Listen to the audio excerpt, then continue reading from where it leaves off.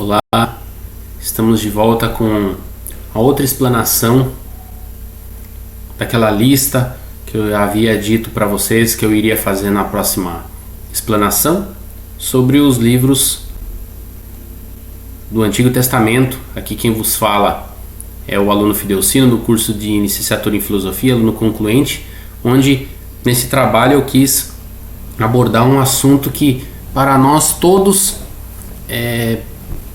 como assim dizer, tem uma curiosidade de saber como que surgiu a igreja, o que é uma igreja, o que ela pensa, o que ela fala, o que ela ensina, o que ela nos ajuda a entender hoje esse mundo onde nós vivemos e qual é a importância dela e como ela foi fundada. Aí, no decorrer desses vídeos, descobrimos que a igreja ela não é simplesmente uma construção, quatro paredes. Ela é também muito mais invisível do que visível. A igreja de Cristo, corpo místico de Cristo. Para aqueles que acreditam, que confiam na fé, acredito que a igreja também ela é Pátria Celeste, ela é lá os santos, os anjos, onde eles já contemplam Jesus e Deus face a face. Mas também a igreja que aqui ainda se encontra, onde um ou mais estiver reunido em seu nome, ali está Jesus no meio deles, que é um conjunto de pessoas que se reúnem para falar, meditar a palavra de um ser supremo, que para nós cristãos acreditamos que é Deus Pai, em seu Filho Jesus Cristo, pela ação do seu Espírito Santo, a Santíssima Trindade, onde também essa mesma igreja proclama e também tem um tripé para ser sustentada, que seria o quê? A sagrada tradição vinda dos apóstolos, aquela que nós recebemos essa fé desse povo que participou junto com Jesus Cristo, depois dos 12, que ele apresentou aquela comunidade onde eles tinham totalmente autoridade da sua palavra. Depois o magistério da igreja, onde o magistério ajuda nós a entendermos tudo isso, e a Sagrada Escritura, onde o magistério coloca à sua disposição todo o seu empenho para interpretar a Sagrada Escritura, para dar-nos esses livros que nós precisamos tanto para acreditar nessa fé em Jesus Cristo, mas que ele também não está acima dela e nem abaixo dela, simplesmente um caminha com o outro. Por isso que nós temos a tradição primeiro, que é oral, depois o magistério, aquilo que confirma o que foi dito, e a Sagrada Escritura, que é o que os dois fizeram, que é a tradição que foi passada oralmente, e o magistério que confirma que isso tudo foi verdade na Sagrada Escritura. E agora, o que é a Sagrada Escritura nós já explanamos, rapidinho, voltando aqui para vocês entenderem como surgiu a Sagrada Escritura. Foi a sagrada tradição da igreja que foi transmitida pelos apóstolos, que a Sagrada Escritura foi criada e apresentada para nós. Com a ajuda do Sagrado Magistério foram escolhidos os 27 livros do Novo Testamento. Por que eu enfatizei isso logo de cara com a ajuda do Sagrado Magistério? Porque, como eu havia dito, primeira tradição, já havia uma Bíblia da Septuaginta, lá dos judeus, onde já tinha uma lista. Porém, depois que Jesus esteve aqui conosco nesse mundo, que ele passou por aqui, morreu, em 3 dias ressuscitou, foi sepultado, ressuscitou e está no meio de nós, foi os primeiros relatos da ressurreição, foi o Novo Testamento, não foi o Antigo Testamento. Então foi literalmente a partir daí que Jesus fundou a sua igreja perante Pedro, que nós temos esses 27 livros depois que ele realmente ressuscitou. Em média, o primeiro livro do Novo Testamento foi Tessalonicenses, depois de 20 anos depois que Jesus ressuscitou, que teve a primeira escrita, teve um relato de um escrito do Novo Testamento. Então, nada mais, nada menos, o Novo Testamento foi escrito pela Igreja Católica Apostólica Romana. Lista dos livros da Sagrada Escritura. Como havia dito, a Sagrada Escritura é composta por 73 livros. Se você colocar 72 livros, que é algumas traduções da Bíblia católica lá atrás, se você ajuntar, que é o livro de Jeremias e Lamentações, ele fica um só. Porque acredita-se, depois com o longo do tempo, os historiadores viram que praticamente eram os mesmos autores. Era conjunto. Então você pode ter ele tanto separado quanto junto. Se for junto, são 72 livros. Se for separado, são 73. Que não vai mudar nada a história, não vai mudar nada em si. É porque eles tentaram fazer uma junção dele, porque tudo indica que o estudo, que é realmente o mesmo autor, o mesmo teor, enfim, dos livros. Então tem só esse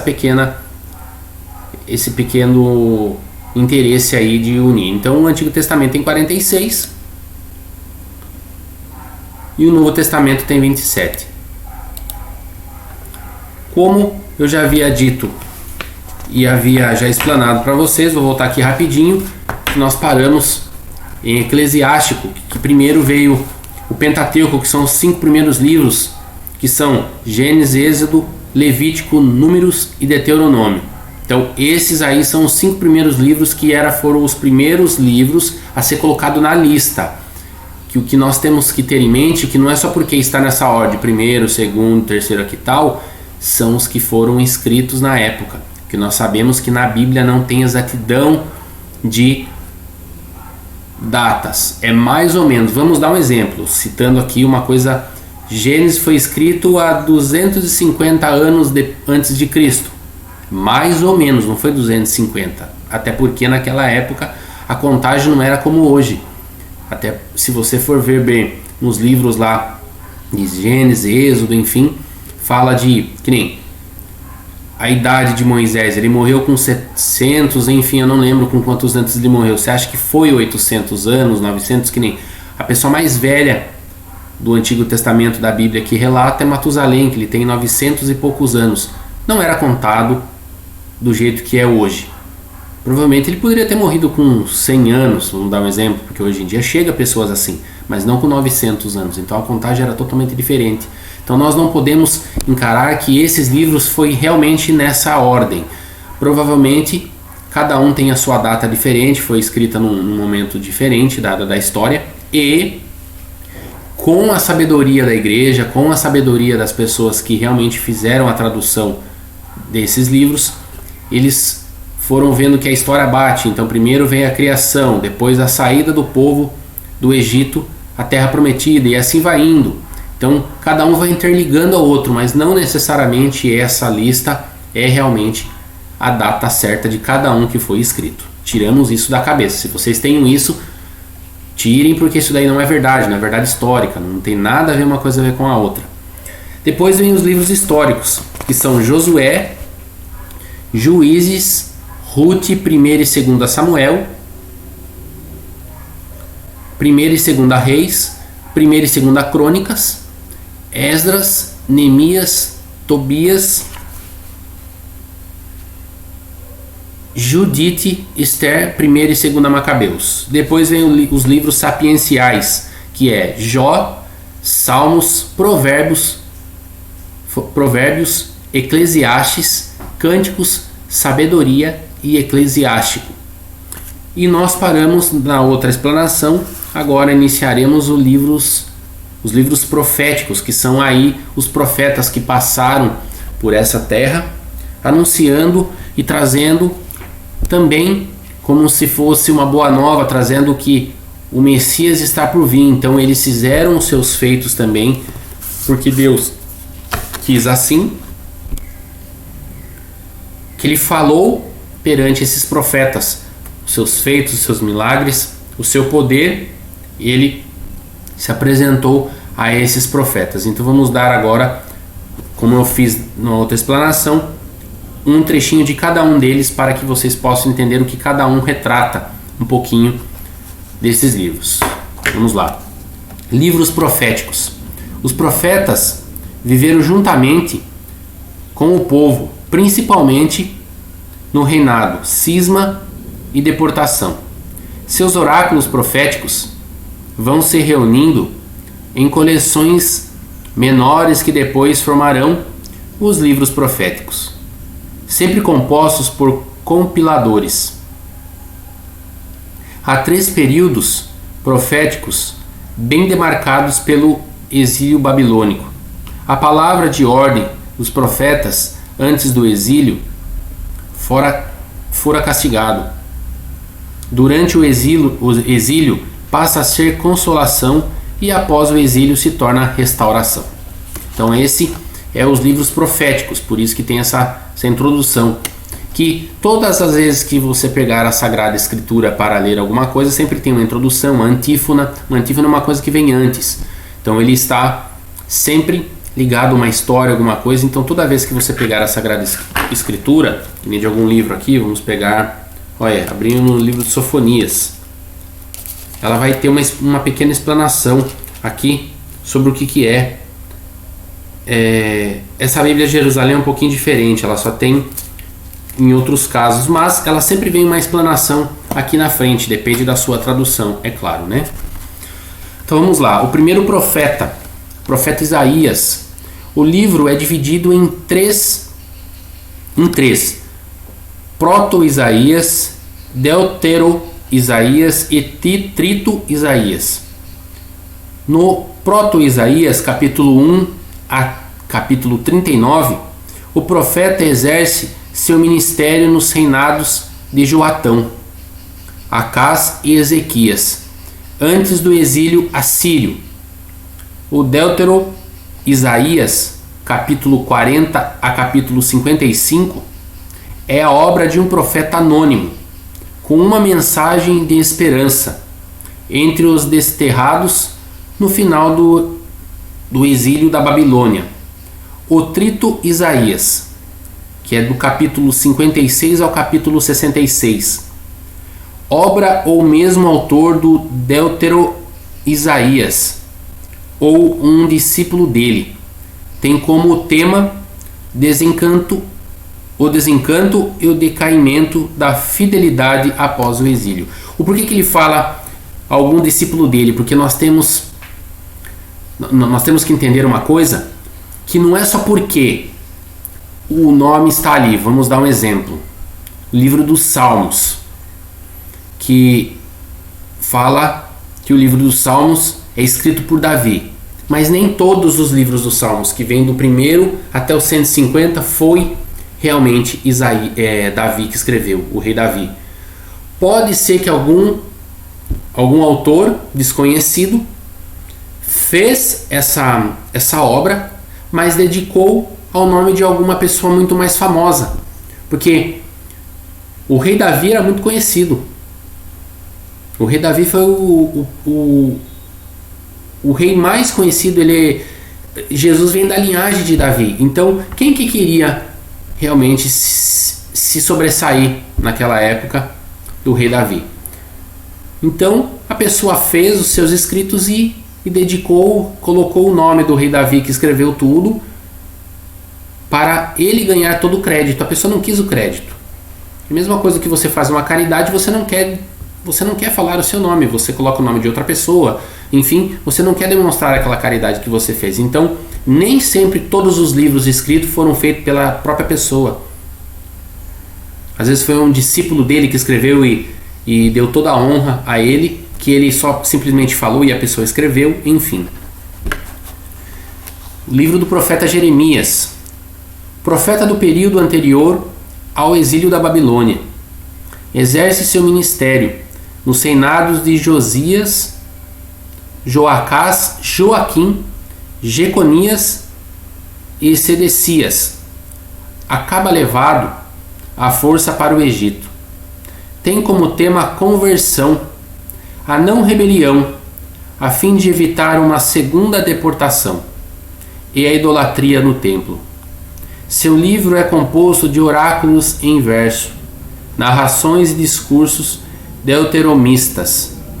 Então ele fala aqui que o seu livro, ele deixa bem específico, o seu livro é composto de oráculos em versos. Então são em versos o seu livro, o seu escrito, eles são em versos e narrações e discursos. Então ele exemplifica esses escritos dele.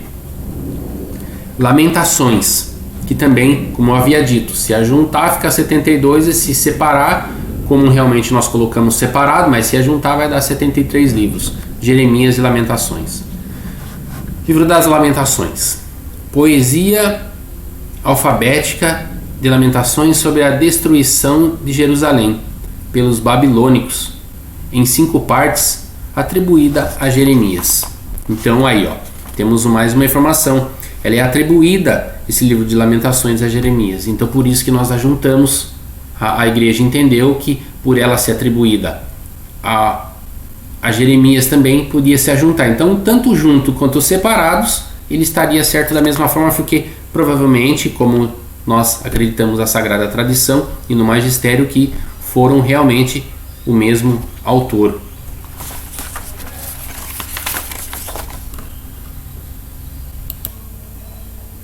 O livro de Baruque. Secretário, porta-voz e companheiro de Jeremias. O livro é um escrito pseudônimo deuterocanônico, cujo original hebraico é desconhecido, com 3 partes bem definidas: oração penitencial, reflexão sobre a sabedoria e promessa de retorno à pátria.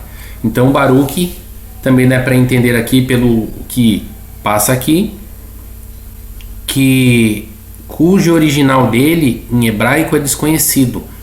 Então nós não temos esse original em hebraico. Então é isso que é a função da tradição e do magistério, de nos ajudar a entender um pouquinho sobre esse jeito que foi escrito os livros sagrados. Ezequiel, contemporâneo de Jeremias, profeta das visões, exerce seu ministério 7 anos antes da queda de Jerusalém, continuado no exílio babilônico. Possui um estilo marcante sacerdotal. O livro possui 2 partes. A primeira, com tarefa de destruir sistematicamente a falsa esperança, seguido de um entreitado de silêncio forçado. É a segunda forma, por uma mensagem de pura esperança. Então Ezequiel, ele é contemporâneo a Jeremias. Isso dá uma ênfase muito grande no seu livro, enfim, por conta dos seus históricos, né? Profeta Daniel. O livro escrito em 3 línguas, hebraico, aramaico e com adições em grego, com 2 divisões distintas, relatos, capítulo 1 a capítulo 6, há visões, capítulo 7 a capítulo 12, composto durante a perseguição de Antíoco IV Epífanes, conforme detalhes do capítulo 11. Destina-se a infundir alento e esperança aos judeus perseguidos de maneira velada. Apresenta um personagem heróico chamado Daniel, ambientado na época de Nabucodonosor, provavelmente inspirado em um personagem bondoso e sábio da antiguidade.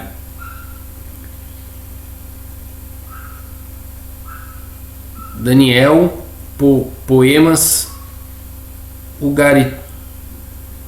ugaríticos, a lenda de Daniel do século XIV a.C. no cânone judeu. O livro não é considerado profético e sua posição é entre Esther e Esdras nos escritos. Então Daniel, pelo menos o que deu a entender, que ele não é considerado pelo livro canônico dos judeus, ele não é profético. Então já está mais um dado que nós podemos entender o porquê tem essa divisão dos livros, porque os judeus não consideram ele como profético, como um profeta. O profeta Oséias, profeta acusador, exerce seu ministério no reino do norte, no reinado de Jeroboão II. O tema é a infidelidade ao Senhor, em forma de símbolo conjugal, apresentada como fornicação, prostituição e adultério. Profeta Joel, o profeta ligado ao culto. O livro possui duas partes: a praga de gafanhotos, com a liturgia penitencial de luto e súplica, capítulo 1 e capítulo 2, e o julgamento nas nações em estilo apocalíptico, capítulo 3 e capítulo 4. A unidade é a referência ao dia do Senhor, a profecia da efusão do Espírito profético sobre todo o povo de Deus. O faz o profeta de Pentecostes, que está no capítulo 3, versículos de 1 a 5. Profeta Amós, contemporâneo de Oséias, era vaqueiro e agricultor, e exerce seu ministério também no Reino do Norte, no reinado de Jeroboão II. É um profeta de introdução às Sagradas Escrituras, vibrantes denúncias. O livro possui uma disposição um tanto confusa, mas termina em tom de esperança. Abdias. O livro é o mais curto dos profetas, com apenas 21 versículos. Tem como tema a tensa relação entre Israel e Edom. Profetizou contra Edom pouco depois de 586 a.C., por ocasião da colaboração dos edominitas com as tropas de Nabucodonosor para sitiar Jerusalém. Profeta Jonas, livro provavelmente escrito após o exílio, no século V a.C., apresenta uma antiprofeta que não quer ir aonde o Senhor lhe envia, nem dizer o que o Senhor lhe ordena. O estilo do livro é a narração em prosa, considerada pelos exegetas como uma das melhores dos clássicos hebreus. O tema do livro é a misericórdia, porém não aos judeus, mas aos pagãos babilônicos, povo que era símbolo de crueldade, opressão e agressão contra Israel. Deixa claro que Deus não é somente o Deus dos judeus, é também o Deus dos pagãos. Então, com Jonas também nós conseguimos entender o que ele quis colocar, que, como no finalzinho aqui, Deus não é somente o Deus dos judeus, ele não é só o Deus dos justos, ele também é o Deus dos pagãos, aqueles que não acreditam. Então, Deus é Deus de todos, ele não é simplesmente Deus só daquele povo. Naquela época, quando ele falava que era a terra prometida, principalmente o seu povo hebreu, ele também estava dizendo também de todas os povos que também eram escravizados, enfim, mas era aquele povo que sofria naquele ano mais na mão dos egípcios, mas não que eles eram o povo especial de Deus, não. Todos os povos requerem a atenção de Deus, e ele dá atenção a todos, até porque foi a sua maior criação. Seria muito ironia do destino ele ter criado nós e ele só pensar num povo e ele esquecer do outro. O que nós temos que ver que na Sagrada Escritura Deus escolhe os pobres, ele escolhe os menos avisados, aquelas pessoas que têm também muito mais pecados do que os outros, porque ele sempre enfatiza, quem precisa de médicos são os doentes, não os sadios. Então aquelas pessoas que precisam muito de Deus é onde ele está no meio dele. Então é isso que ele quis colocar no seu livro, que o Deus é o Deus não só dos judeus, mas também dos pagãos, onde ele coloca no evangelho da ovelha perdida, onde ele larga as 99 que estão no caminho, mas ele vai atrás daquela que desgarrou do seu rebanho. Profeta Miqueias, de origem camponesa como Amós, exerce seu ministério nos reinados de Acás e Ezequias, antes e depois da tomada da Samaria em 721 a.C. e talvez até o cerco de Jerusalém por Senaquerebia em 701 a.C. É em parte contemporâneo de Oséias e por mais tempo de Isaías. No livro se alteram ameaça e promessa.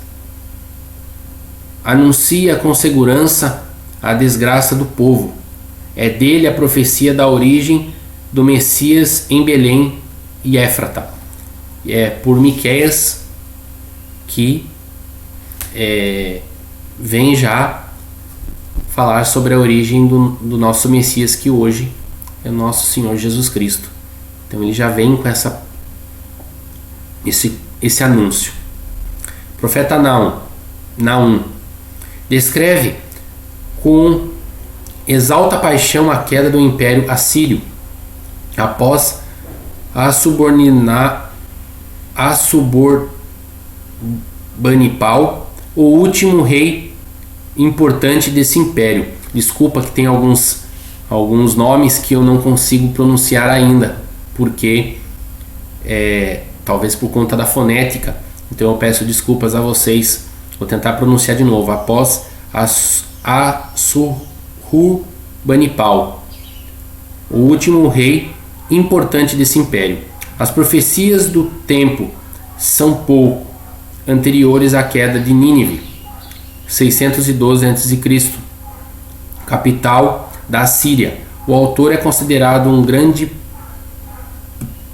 poeta da época. Então, Naum também foi muito importante pelo fato, todos eles foram, né? Não posso dizer que só ele foi. Todos foram importantes para a história da salvação. Que eles relataram coisas que pessoas que talvez estariam juntos não teriam feito tantos prodígios e tantos feitos como eles, principalmente os profetas, porque seguiram o que realmente Deus tinha enviado e tinha os ajudado. Abacuque, contemporâneo de Naum, exerce seu ministério no decênio 622 a.C.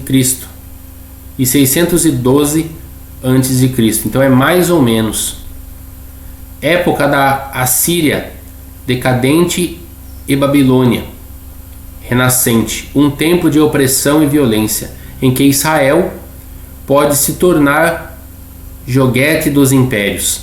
O livro é escrito em forma de um diálogo dramático entre o profeta e Deus, num jogo de ver e escutar. Então ele enfatiza muito no seu livro que é um diálogo que ele tem com Deus, que é como se fosse um jogo, vocês viram, como se fosse um jogo de ver e escutar. Então ele faz esse diálogo dramático com Deus.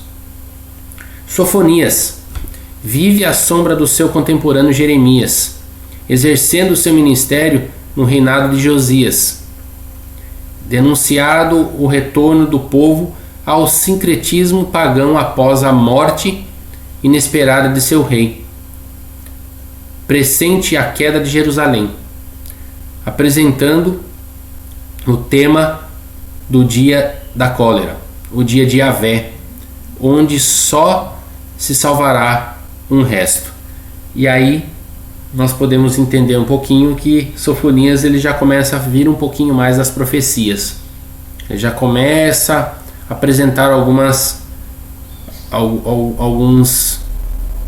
desastres aí, algumas coisas que irão acontecer no mundo. Então não posso dizer que é como se fosse Apocalipse, não tem nada a ver, mas que o livro de Sofonias ele já começa a colocar um pouquinho mais de ênfase nessa parte que tem algumas catástrofes que irão acontecer durante os tempos. Então ela, não vou dizer nem que ele está prevendo, não é nada disso, mas ela já começa a colocar algumas coisas.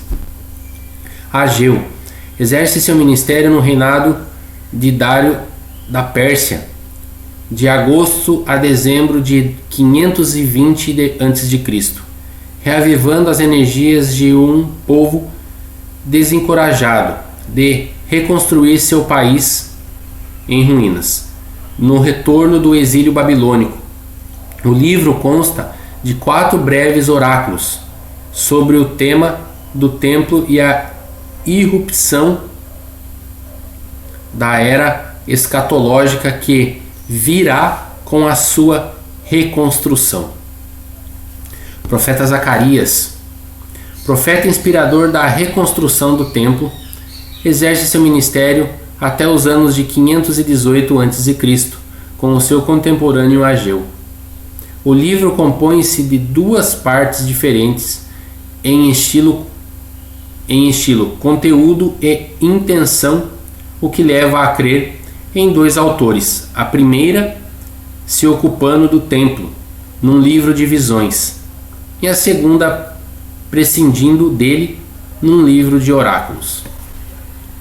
O profeta e o último livro do Antigo Testamento, antes de chegarmos ao Novo Testamento. Então é o último profeta e o último livro também do Antigo Testamento.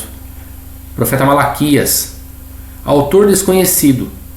Malaquias significa mensageiro do Senhor. Por indícios, presume-se ser do século 5 a.C., posterior à reconstrução do templo, mas anterior à reforma de Esdras e Neemias. O livro é escrito da forma diálogo com os ouvintes e tem como tema as faltas culturais e os matrimônios mistos. Sobre a era messiânica, profetiza sobre o precursor. Então aí nesse livro de Malaquias já começam a ver as profecias sobre o precursor, que seria um jeito dele falar que já vem o Messias para o nosso tempo. Então ele foi o último livro. Eu não vou dizer que foi o último livro a ser escrito, como eu havia dito, tem uma série de datas inversas, talvez por conta do que a igreja achou melhor colocar nesse jeito que está a listagem para acompanhar a cronologia, mas não significa que ele foi escrito por último, que ele foi escrito por terceiro, foi por primeiro, não. Tem que ver a data, mas como a data é mais ou menos a data, nós não podemos dar com exatidão, mas se a igreja, o magistério e a tradição colocou dessa forma, é porque literalmente as datas conseguem atingir uma cronologia bacana para eles colocarem exatamente essa cronologia da lista do Antigo Testamento e também do Novo. E agora, com essa lista já feita do Antigo Testamento, os 46 livros do Antigo Testamento, apresento também a vocês os 27 livros do Novo Testamento, que aí sim começa com os Evangelhos. Como havia já pronunciado sobre essa parte, o primeiro livro escrito do Novo Testamento, que eles colocam mais ou menos, é Tessalonicenses, que ele veio ser escrito há 21 anos depois da morte e ressurreição do nosso Senhor Jesus Cristo. Então ela foi o primeiro escrito que nós temos registrado do Novo Testamento. Mas por que, de novo essa pergunta, por que foi colocado nesse relato desse jeito? Por conta que a igreja achou necessário fazer dessa forma para nós podermos acompanhar a cronologia dos escritos. Até porque não poderia deixar os evangelhos por último, porque se ele é a boa nova, ele é o evangelho, provavelmente a igreja quis colocar os 4 primeiros para dar já início ao Novo Testamento, que se é boa nova, e não necessariamente Mateus, Marcos, Lucas e João foram escritos antes. Foi a primeira carta de São Paulo aos Tessalonicenses que foi escrita, mas no cânon achou melhor colocar os 4 primeiros evangelhos. Então vamos lá para nós começarmos também a fazer uma pequena explanação dos evangelhos do Novo Testamento. Evangelhos. Os evangelhos meditam sobre fatos da vida de Jesus. Mateus, Marcos, Lucas são muito mais semelhantes, podendo ser abarcados com um só olhar, ao contrário de João. A gênese literária dos três primeiros conhecida por questão sinótica. Admite entre eles interdependências diretas e fontes comuns, além de redações intermediárias. Já o último, o consenso, é de uma redação autônoma com alguma interdependência com o Evangelho de Lucas, onde há relações estreitas. Indiscutível. No entanto, são a origem apostólica, direta ou indireta, dos 4 evangelhos e seu valor histórico. Vamos lá então iniciar com o Evangelho de Mateus. O evangelista Mateus, escrito para os judeus cristãos, então ele já começa a escrever para os judeus, que eram na verdade cristãos. Não explica usos e tradições judaicas, antes os respeita, estima, explora. Aduz com frequência textos do Antigo Testamento, mais de 60, que se cumprem em Jesus. Apresenta Jesus como antítipo de Moisés e superior a ele. Chama de igreja a comunidade cristã, para ele continuadora, legítima do Israel histórico. Insiste no tema no reino de Deus, dos céus. O livro distingue-se pela clareza e composição e exposição num tom didático. Divide-se em 5 livrinhos como o Novo Pentateuco, composto de 5 discursos centrais. Primeiro, Sermão da Montanha. Segundo, Missão dos Apóstolos. Terceiro, Parábolas. Quarto, Instruções à comunidade. E quinto, Escatológico, introduzido por fatos escolhidos para prepará-los. Soma-se uma introdução da infância e o desfecho da paixão e ressurreição, totalizando 7 partes. Então olha para você ver como que a igreja ela é sábia no sentido de colocar o evangelho, porque nós sabemos, como eu já falei, teve muito mais evangelhos, teve muito mais escritos, mas por que esse foi inspirado por Espírito Santo? Porque, gente, não tem outra forma a não ser pelo Espírito Santo ter tanto conteúdo bom assim num livro. Aqueles que teve outros fatos acontecidos por Jesus, ou talvez não, nem eram coisa de Jesus. Você acha que a igreja ia permitir entrar num cano onde fala do seu Salvador, que fala da palavra de Deus? Não tem como, né, gente? Então, para você ver como ele se preocupou, Mateus se preocupou tanto em colocar cada pingo no i. Então foi muito bacana saber ter essa explanação de Mateus, e também os outros evangelhos também, sem dúvida. O evangelista Marcos, escrito para convertidos da língua grega, a quem é preciso explicar termos e costumes judaicos. Seu tema é a pessoa de Jesus e a reação do povo à sua esposa, preocupando-se menos com o seu ensinamento e referindo poucas palavras suas. Apresenta Jesus, incompreendido e rejeitado pelos homens, família, concidadãos, discípulos, poder religioso e político.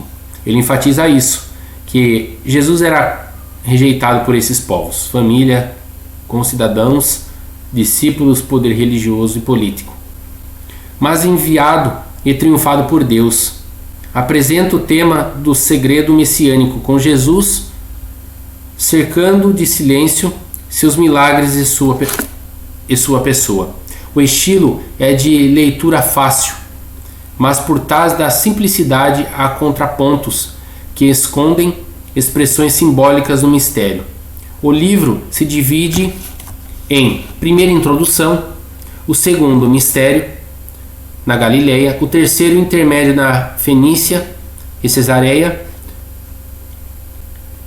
quarto caminhada para Jerusalém e quinto acolhida de Jerusalém e discurso escatológico.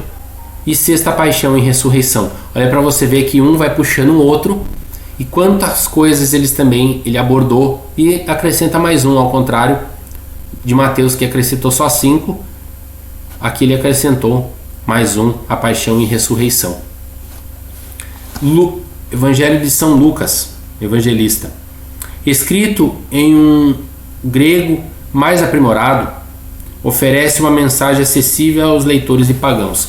Para a gente ter um pouquinho mais de noção, por que ele coloca isso? Um grego mais aprimorado. Porque Lucas era médico na época. Então ele tinha muito mais estudo, muito mais experiência de outras coisas a não ser os outros. Que ele era médico, ele era estudado. Então por isso que ele tem um grego mais aprimorado. Ele oferece uma mensagem mais acessível a leitores pagãos. Usa Jerusalém como centro espacial, de onde tudo começa e para onde se dirige. Na grande viagem ascensional é o livro do caminho.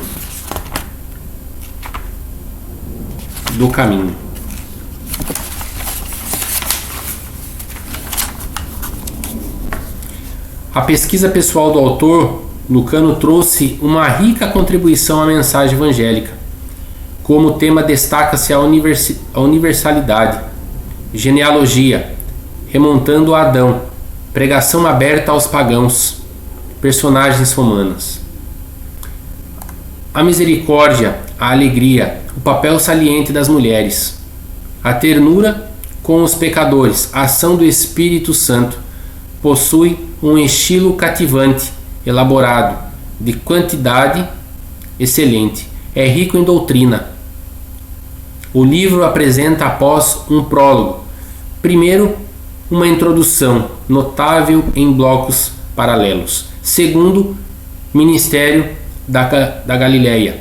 Terceiro, grande viagem ascensional. Quarto, em Jerusalém, paixão e ressurreição e ascensão. É o único evangelho que relata a ascensão. Então, para você ver que entre eles, ele mesmo fala que ele é o único a relatar a ascensão. Então não é só porque os outros não relataram que não aconteceu. É porque eles viram de outra visão, eles colocaram de outra forma, eles pregaram para outro lugar. Por isso que só o de Lucas tem a ascensão.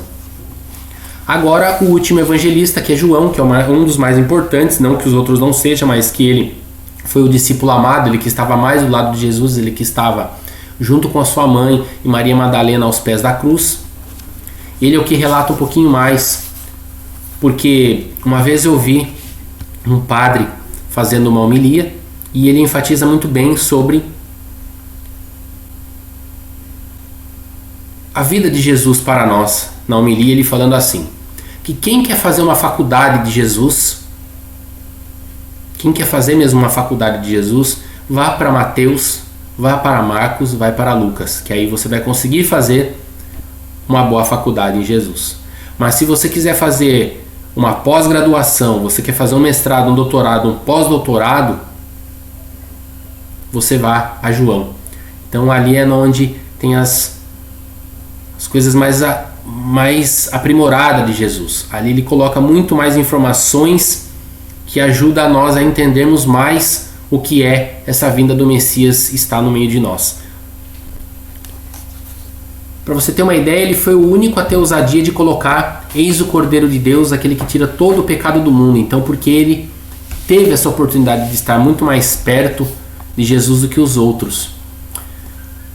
Evangelista João, originado em um ambiente judaico-cristão, quer dar a entender o sentido da vida, gestos e palavras de Jesus.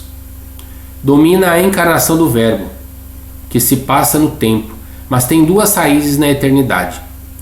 Nos pontos essenciais tem a semelhança com a pregação querigmática, mas é a obra complexa com o caráter cultural e sacramental.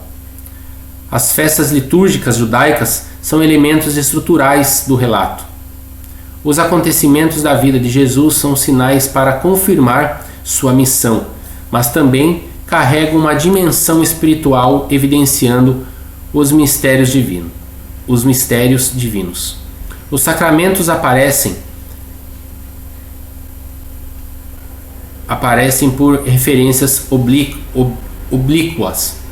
Na composição do livro, podem ser observados duas séries de dias, as 2 semanas de João, e um ciclo de festas.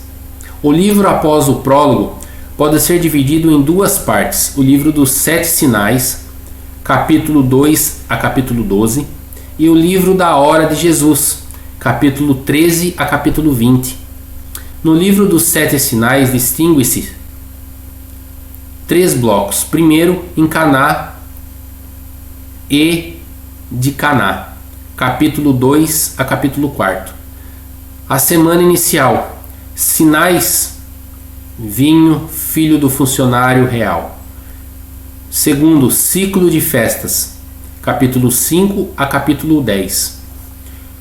Com 4 festas, Pentecostes talvez, Páscoa, tendas e dedicação no templo, sinais, paralítico, pães, caminhar sobre o mar, cego.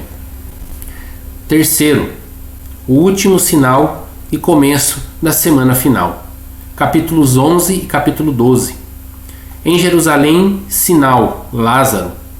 No livro da hora de Jesus, distingue-se também 3 blocos. Primeiro, grande despedida no cenáculo, capítulo 13, capítulo a 17. Segundo, paixão, capítulos 18 a 19. Terceiro, ressurreição, capítulo 20. Segue um acréscimo posterior, capítulo 21. Então, o que nós temos que prestar atenção aqui, que João ele teve muito mais informações, ele fez essas analogias, ele conseguiu pegar tudo isso e pôr no papel. Até porque no final, deixa eu ler aqui para vocês, para não falar um pouquinho a mais do que deveria, deixa eu só pegar aqui no finalzinho, que é só 21 capítulos de João, que ele coloca aqui assim, e diz assim: conclusão, este é o discípulo que dá testemunho dessas coisas, e foi quem a escreveu, e sabemos que o seu testemunho é verdadeiro. Então o que ele coloca aqui é verdadeiro, ele mesmo dá testemunho, aquele que estava do lado, aquele que caminhava do lado de Jesus. Há porém muitas outras coisas que Jesus fez. Se fossem escritas uma por uma, creio que o mundo não poderia conter livros que se escreviam. E é assim que ele encerra os seus escritos. Pois bem, não teve maiores obras Jesus do que essas que nós vimos quem lê os evangelhos. O que tem que ficar evidenciado é que Jesus ele não veio para fazer milagre algum. Isso foi consequências.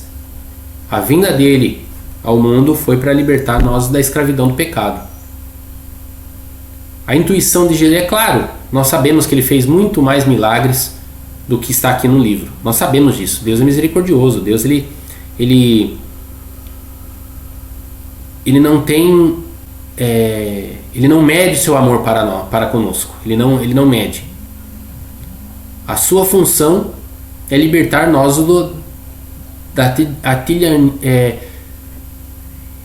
artilharia do pecado. Essa é a função. Porém, nesse caminho que ele percorreu, ele viu a necessidade do povo de ter esses milagres do corpo, mas também das almas, até porque de espírito e principalmente da fé desse povo, porque teve alguns que ele nem curou fisicamente, mas ele curou espiritualmente. Então é isso que João ele quis relatar com mais franqueza, com mais autonomia, falando, teve muito mais milagres que Jesus fez, mas ali ele relatou para que nós possamos crer que Jesus ele é o único e Salvador, é o nosso protetor, ele é todo nosso Jesus. E assim eu encerro essa outra explanação, até o próximo que nós iremos abordar o Atos dos Apóstolos, até chegar a Apocalipse, que é o último livro dos 27 livros. Então aqui deixo meu abraço. Muito obrigado por vocês estarem comigo também nessa explanação, por mais que está sendo um pouco mais rápida, por conta que se eu tivesse que ler cada parte nós ficaríamos muito mais, mas eu quis trazer um pouquinho de cada livro para vocês, uma pequena introdução para vocês entenderem como eles realmente agem nos dias de hoje para nós, por que eles chegaram a ser isso. Então essas pequenas introduções do que cada um livro fala é para você ter depois mais curiosidade de pegar uma Sagrada Escritura e começar realmente a fazer o seu estudo. Muito obrigado pela paciência de vocês e até o próximo vídeo, que nós daremos continuidade aos outros livros, que começa pelos Atos dos Apóstolos, vai até Apocalipse. Muito obrigado.